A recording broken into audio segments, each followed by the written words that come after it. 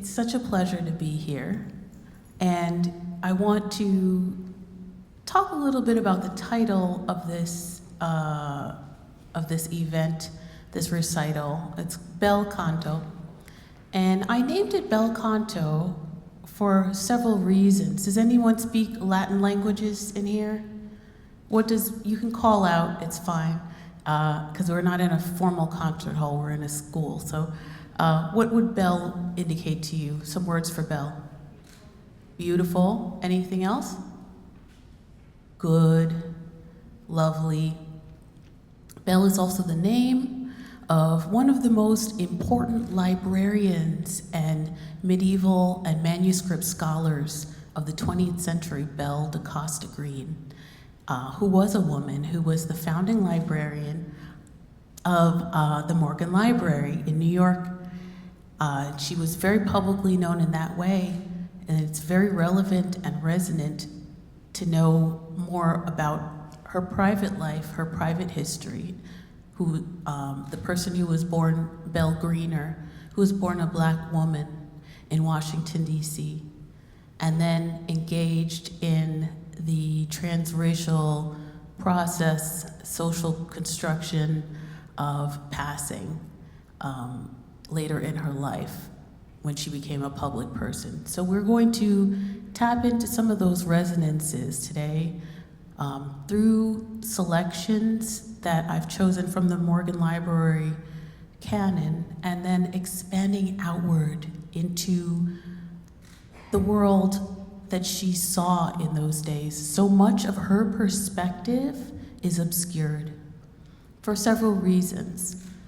The very danger, the very precarity of hiding your racial identity in America at any time, but certainly at the early 20th century, in the midst of Reconstruction into industrialization into Jim Crow, for Belle to be asserting herself as a public person. This is a very, very weighted experience, very alienating, very painful. And she, at the end of her life, as she had always planned, as a woman of letters, manuscripts, saving all of these precious books from centuries before her time, she burned every letter, every article of her own personal archive, which was an act that typified this passing undertaking of concealing your identity for the sake of your family's safety, for the sake of the remembrance of you. And yet the letters that she sent out, those remain. And so as an archivist, I've undertaken to work with the Morgan Library, and I, by my own practice and design, created this recital to bring music and archives together in this very particular way, and hopefully raise some questions that we'll explore at the end of the recital. So, with that said, let's play.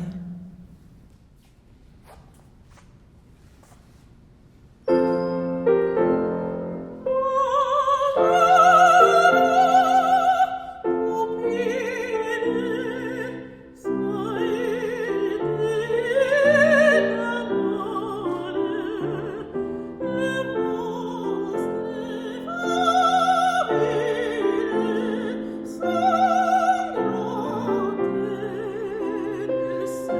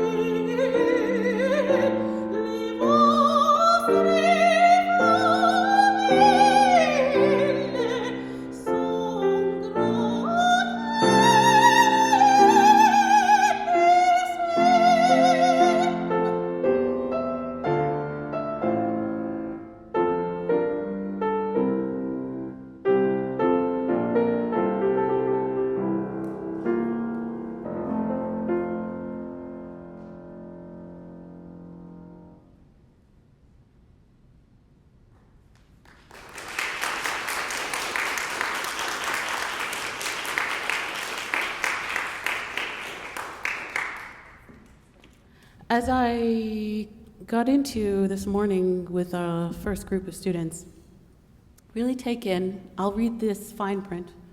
Amherst College, summer school, Fletcher course in library economy. Class of 1900, with Belle da Costa Greene in the back. I won't even read the rest of the detail, because I'd like you to allow your mind to contemplate which person, just from reading the narrative of the image, might be the student who is about your age. And Belle spoke French, loved Paris, and a lot of her practice was overseas, which was another ceiling-breaking endeavor, being in direct contest as the preeminent manuscript scholar and the custodian of the illustrious Morgan Library catalog, with all this finances behind her pursuit of artifacts and manuscripts, often in hot contest with the British Museum itself. And from newspaper accounts, they would quake when they saw her coming to the auctions. So this is some music from her time.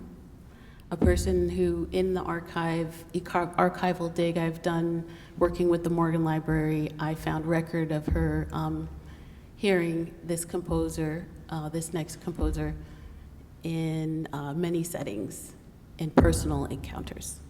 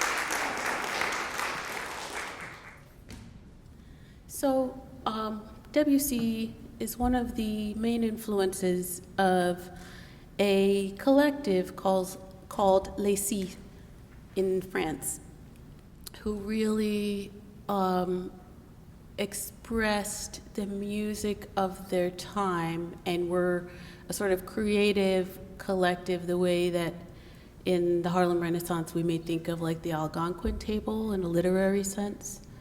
And among those composers, we can, shall I advance this? We could, how do I do that?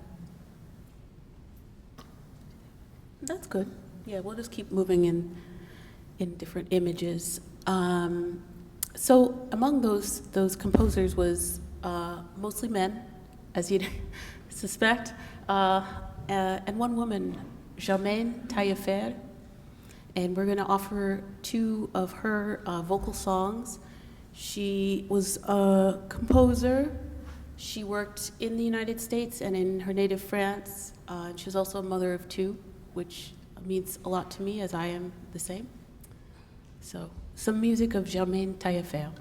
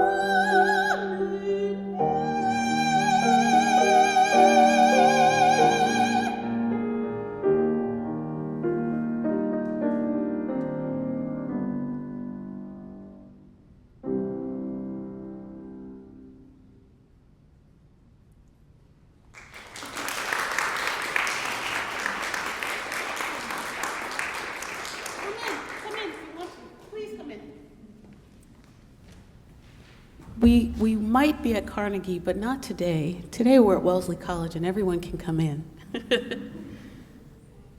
I'll just read a little letter, one of the many that I looked at in my process of working with Morgan.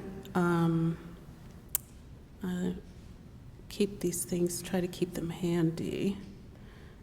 Belle's dates, I don't think I included in there, but for all of you history students, it matters very much. So November 26, 1879 to 1950, May 10th, 1950. So, a letter.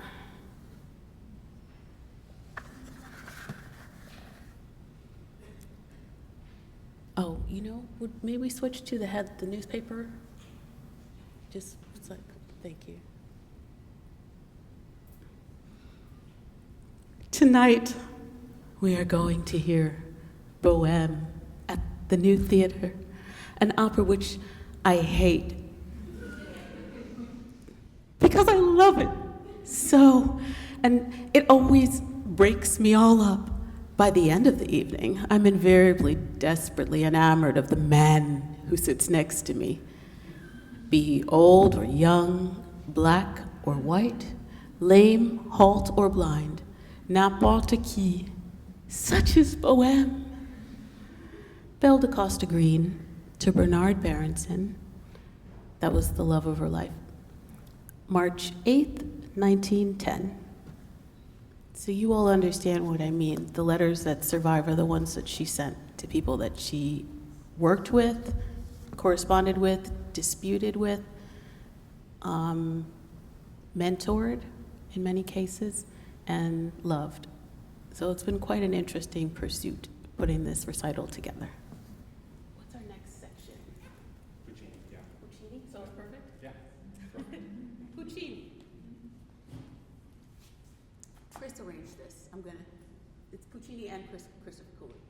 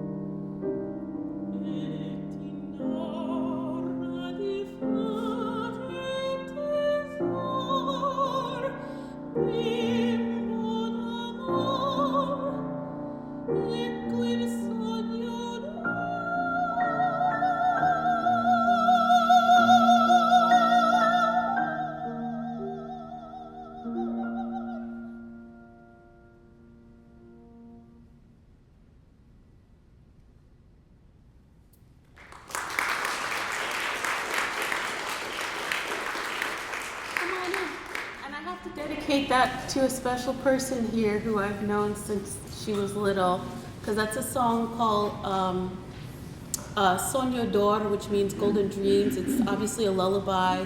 Is this from He used to Rondine. Rondine? Why do I always want to say the wrong opera?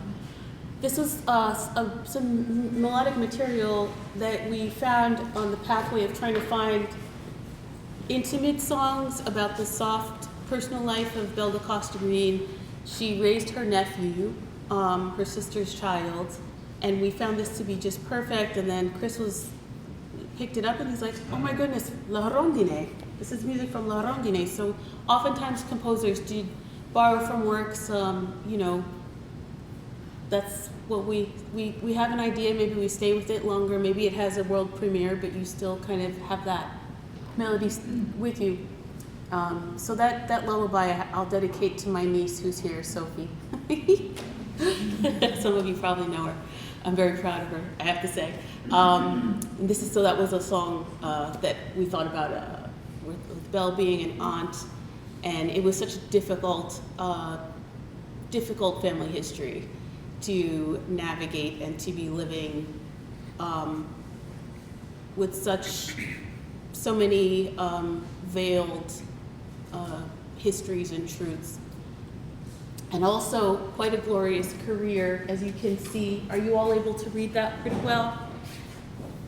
$10,000 librarian speaks a word for $400 sisters. So Belle was not necessarily a robust suffragette, but she did lend her expertise, in this case to the Women's Forum. She made a plea for an increase in librarian salaries before the Women's Forum, which was a meeting at the Waldorf Astoria. But she was more renowned for mentoring young women and brought a lot of women into librarian sciences. And if you talk to even librarians today, the legacy of her intellectual career are these extraordinary manuscripts that came from a truly global perspective. They're manuscripts from all continents, practically, just completely diversifying the idea of what is valuable, collectible, intellectual, and worth preserving, translating, and sharing with the public. Belle was also credited as the librarian who not only mentored more women to come into the field, but created a robust sensibility of libraries as places for all people, and not like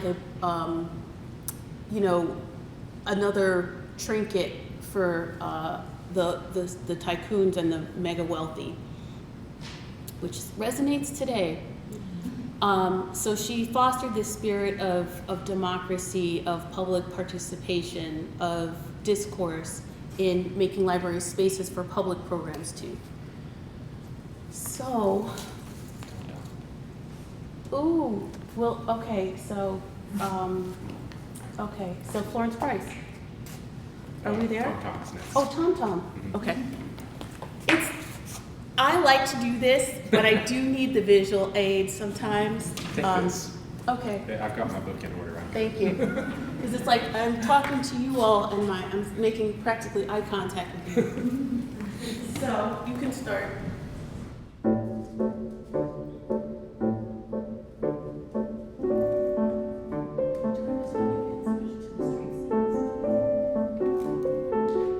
So at the same time that Belle da Costa Greene is traveling the world, highly influential in Manhattan, on the other side of the city is Harlem, and the Harlem Renaissance is in full bloom. A great treasure of poets, activists, organizers, Black librarians,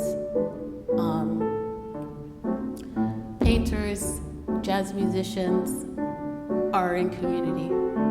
And so I want to also shed light on some of those composers, such as Shirley Graham Du Bois, who by many is known as W.E.B. Du Bois's wife later in life, and a Pan-African activist who lived not only in the United States but in Ghana, but also was the first Black woman composer. And you know when she composed her opera? As an undergraduate in Oberlin. This was her thesis. I would have to tell the truth, right? It's real.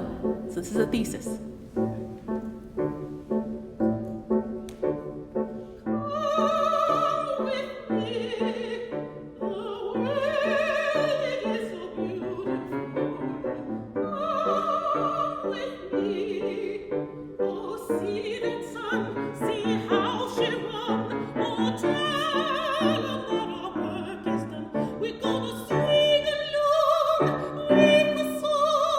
He is a poet.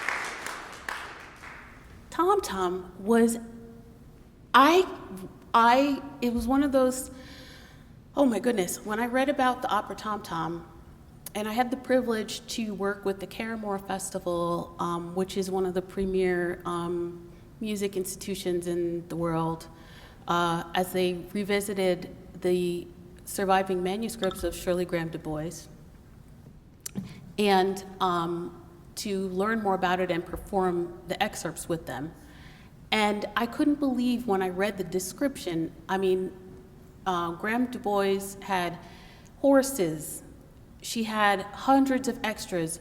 It is documented that 15,000 people, thousands of people attended. I want to say that that number is right, but it was in the thousands. Can you imagine making something as a senior at Oberlin and having that kind of public response?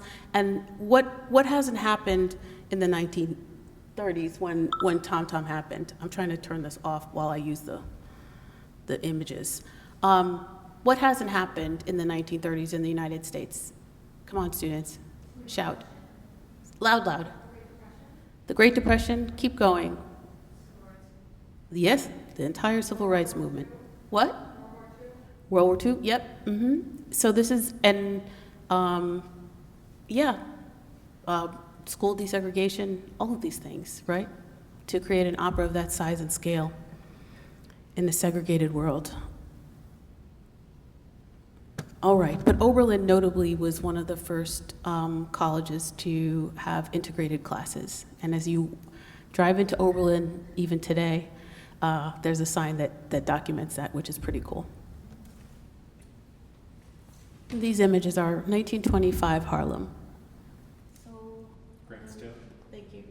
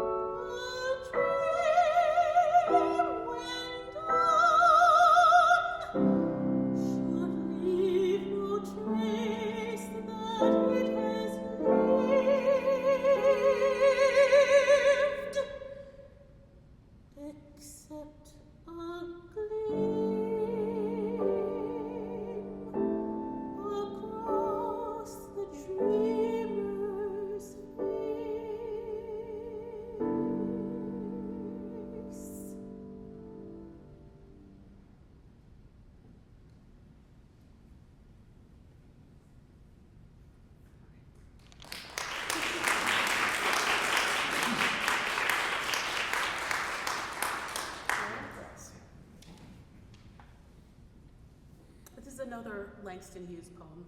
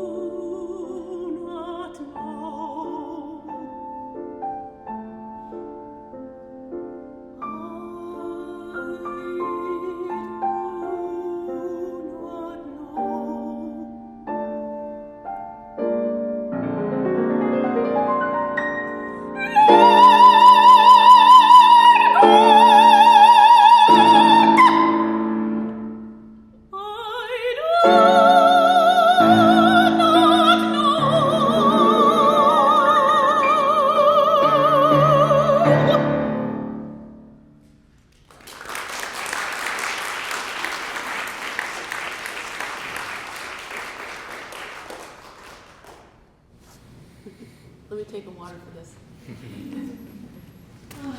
So we're going to stay in Langston Hughes.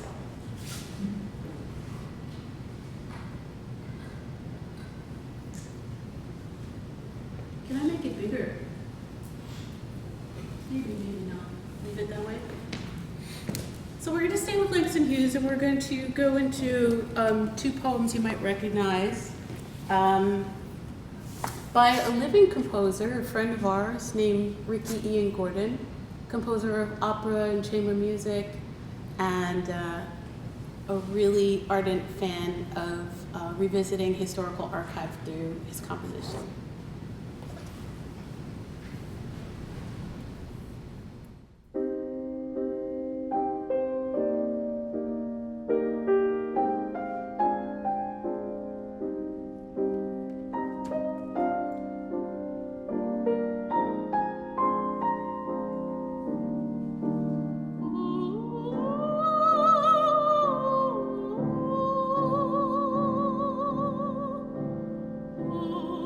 See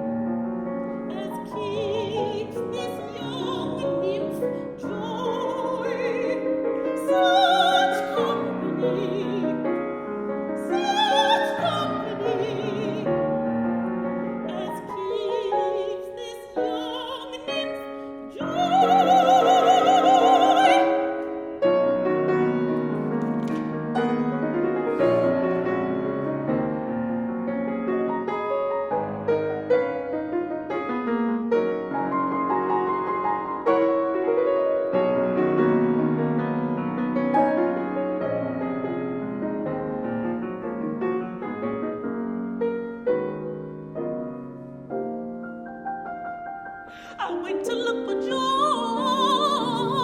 slim dancing joy, gay laughing joy, bright bright joy.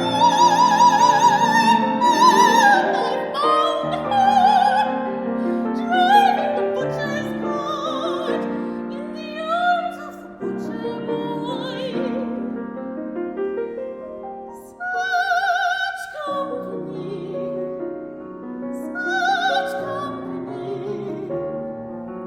as keeps this young nymph joy. Such company,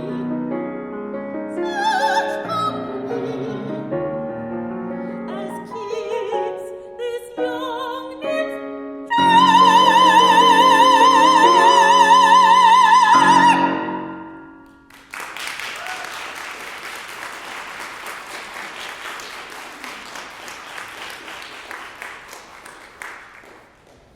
Woo, I get such an adrenaline rush. How do you feel when you played that one? Love it. I feel joy. How do you all feel? Any words? Do like a poetry reading. Come on, any words from that? Mesmerized. Mesmerized. Yes. It's so, yes? Cathartic. Mesmerized and cathartic. Yes. I like childlike. I like wondrous. I feel all those things. It's quite tricky to play and sing, but it's really fun. So, as we near the part where we're going to ask questions, I'm going to give you this. I don't think I need to read anything again. We are loving being at Wellesley, and we want to thank Dr. Kelly, and I want to thank Dr. Gurminda, and I want to thank Felicity and all of the and Leslie for having us here. We're really honored to be here. It means so much, especially to be able to share both music and history with you, and with such bright students and wonderful musicians and artists in your own right. And you know, I think just remember that all these people that come to the campus, fancy people, maybe people you don't know, maybe people you can't imagine are right in front of you, they're all here in furtherance of your dreams, okay? You're the authority on you. You are the authority on you. This song that I will share with you next, I wrote at a time, I was telling the students, when I was very much pulled between genres and doing something like what I'm doing today, where I'm combining genres and histories and contexts in a way that I find to be most eye-opening. It was kind of not so popular. It was kind of looked at as unusual or you know, going against the grain. And then I turned to the writer Zora Neale Hurston. Anybody raise your hand if you're familiar or applaud? Hands if you know who is the writer. Yeah, let's clap for Zora, because we're at Wellesley and we're going to express ourselves. So Zora Neale Hurston is one of the most important writers of all time, certainly the 20th century. She advanced many literary devices that hadn't been imagined before her. And one of the things that has always inspired me, besides her sheer body of work and her zest and joy, I like to do this song on the heels of the song Joy,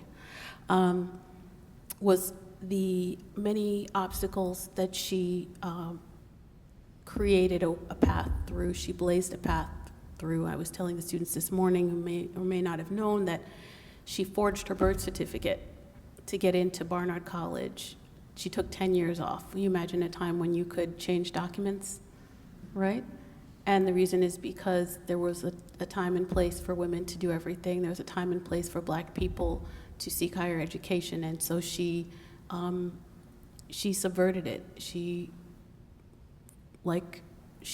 pulled a loophole into time and space, and she transcended it and became the first Black woman graduate of Barnard. And the patron that she found there is the one who supplied her car and camera to become the first black, non-silent black woman filmmaker in 1927, and the entire, richness of her works that survives her. And when I was thinking about Zora about 8 years ago, I started writing this song, and it's based on a radio interview that she did where she tells a story from Dust Tracks on a Road about being 7 years old and knowing, even then, with the world being so big and wide and not always welcoming, that she would forge her way through and find her own voice.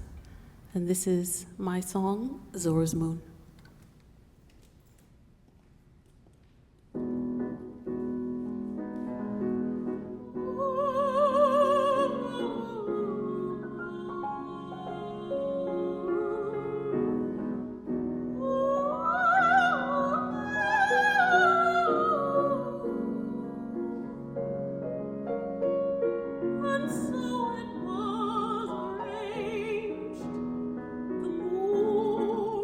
Would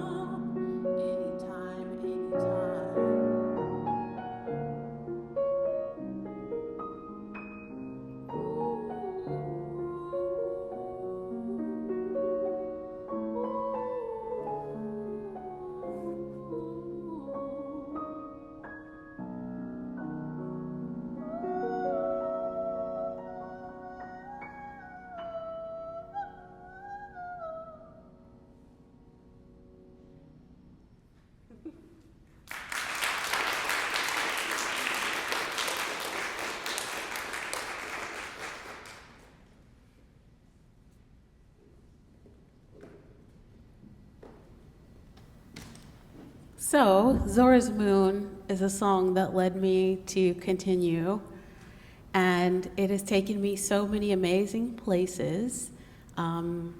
Zora's Moon is, it's streaming now, and as I was telling the class, it will be part of a broader album that I went on to write that comes out on La Reserve Records. It'll be my debut album, August 28th, 2026. You can clap. Thank you. And it's a song that I arranged for a string quartet, and that song kind of led me to be invited to join the Harlem Chamber Players, which is a renowned black string quartet in Harlem, and international string quartet that has different soloists who are instrumentalists and a few singers. And now I'm one of that group, which means so much with it being about Zora, to return it to Harlem. And there's a soulful house remix of my song, and my whole album is actually more R&B and soul, and very influenced by my Jamaican heritage and the sounds of dub and vinyl culture that I grew up with. So I've been able to bring even more aspects of myself into the fold. We're gonna close with just one song. I think, how are we doing on time? 7 minutes? Oh, you know something? Let's take the questions, Christopher. We're gonna open it up with the 7 minutes. I really wanna hear from you. The next song we'll save till the next time I'm back at Wellesley. Let's take some questions. Thank you for the recital, and thank you. You know, for we coming did, Kimmy. in. We didn't even bow. Should we bow, Christopher? I'm sorry, Do I it. rushed past that.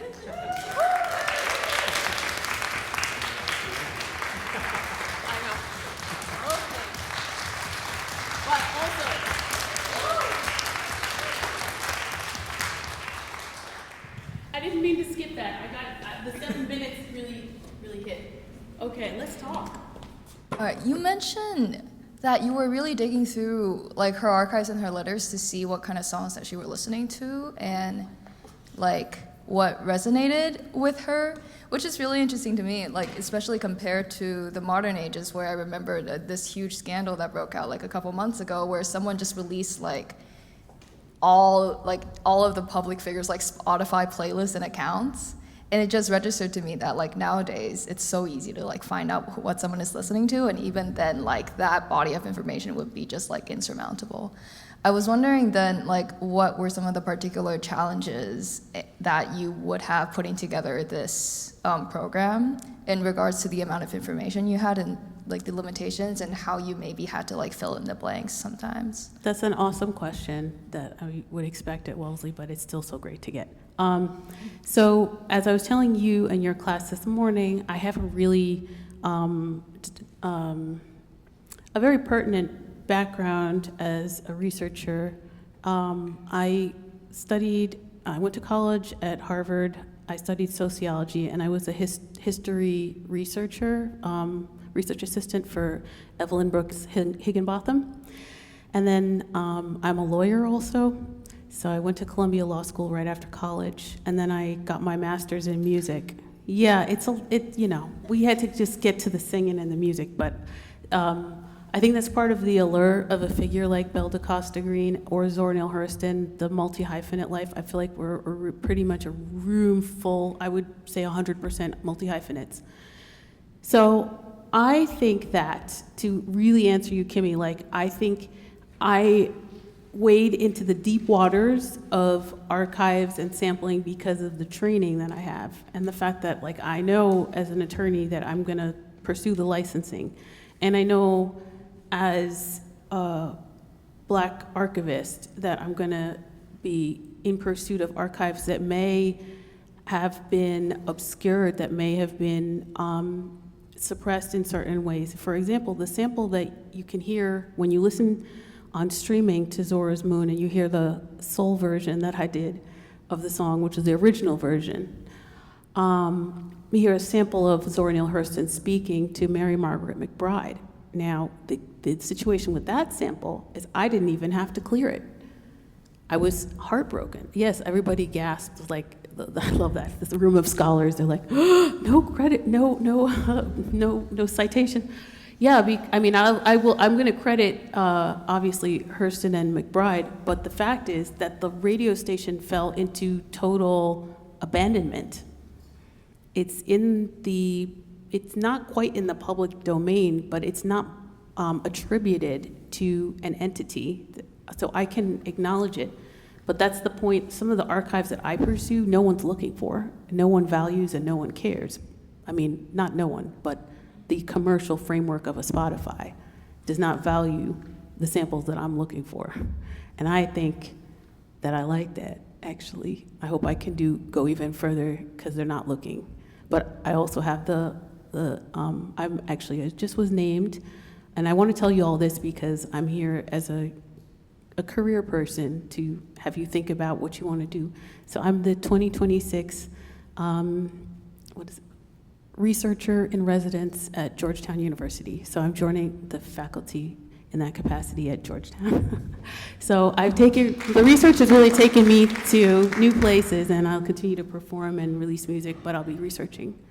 So does that answer the question? I move pretty fearlessly through that because I know I care. I'm actually looking to highlight the sources, not obscure them like the other AI fools. Yeah. No, I think it's a wonderful response, and thank you very much. I think it reminds us to respect the work that we're working with, especially in regards to archives.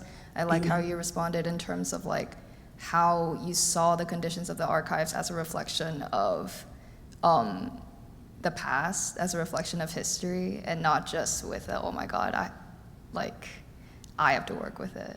And I Absolutely, think that's really yet egoless in a way. It's more like I was so grateful to the ancestors that reveal themselves to me. And if I want you all to look up the Ms. magazine, all your professors know this, but because it's iconic feminist stuff, where Alice Walker retraced the gravesite of Zora Neale Hurston. Ms. magazine, oh, the students even know, my word, smart students.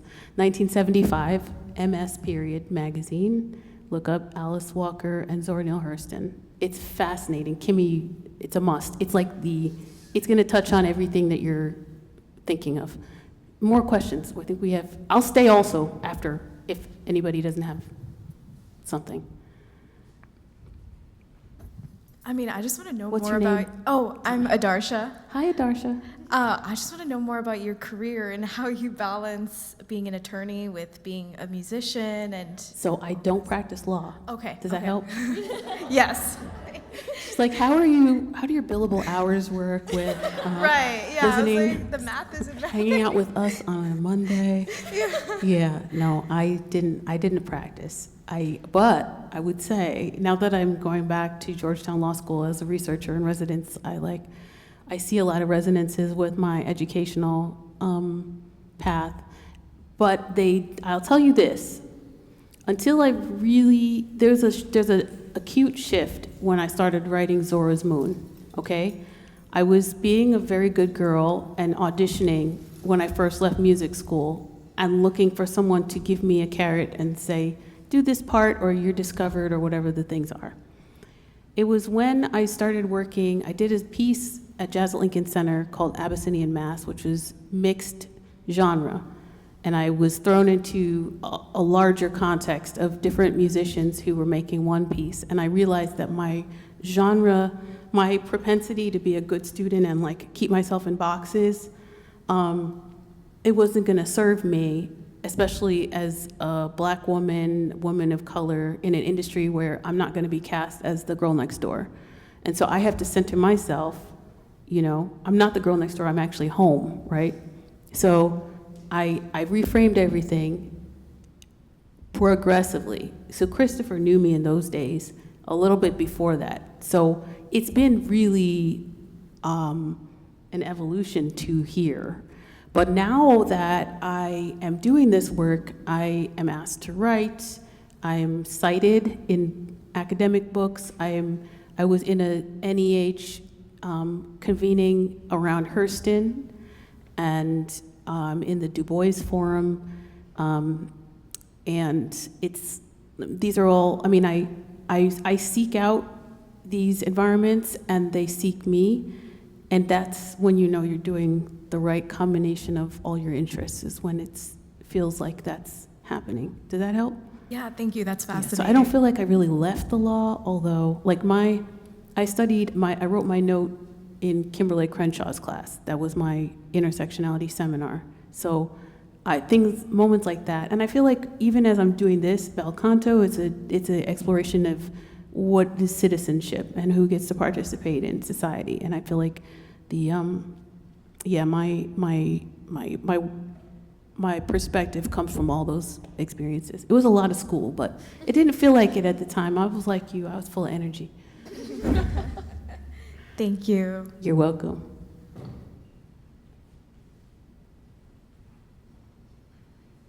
And honestly, if you ask more of these incredible world-renowned scholars that you're studying with about their backstory, you're gonna find I'm actually quite ordinary. Like, they've invented things, they've discovered things, they speak more languages than you know. You mentioned briefly, how your career crosses over into film, and I'm a film student, so What's I'm just your name? curious. Margot. I'm just curious to Margot? know. Margot, yeah. Great. I'm just curious to know a bit more about that. Oh, thank you. Well, Hurston, you may be familiar with a lot of her. You have seen some of her on YouTube. You can find easily. Thank you, everybody, for coming. You can always email me. I'm serious. You can. Appreciate you. So Hurston was the first Black woman filmmaker, non-silent film in 1927. And I was thinking about that. I think that did inspire me to pick up a camera and start to make more of my visual practice, and also to archive images and integrate it into the music, because I found that these kind of, a performing arts center is kind of sterile, and it's meant to be like a multi-purpose room. And I was like, no multi-purpose, my purpose. So I started bringing in images and juxtaposing them with music. And then most recently this year, to answer you succinctly, I started scoring for films. So I scored a film called Venus of Ossabaw, which is about a Black maroon in Florida who's choosing whether she wants to go deeper into the forest or live her life with a convent. And that's a film by Allison Janae Hamilton, and it's on exhibition at Telfair in Savannah. Charleston? Thank you. Okay, I got nervous for a second. Woo! Okay. Telfair, yes, Telfair. I haven't seen it. I was playing with Christopher at Amherst College on that day when it opened. But yes, I work with many visual artists. I'm a model for Amy Sherald in her exhibition that's moving to High Museum that was at the Whitney called American Sublime. And so there are many other such examples. And I'm working more and more with visual artists. Thank you so much.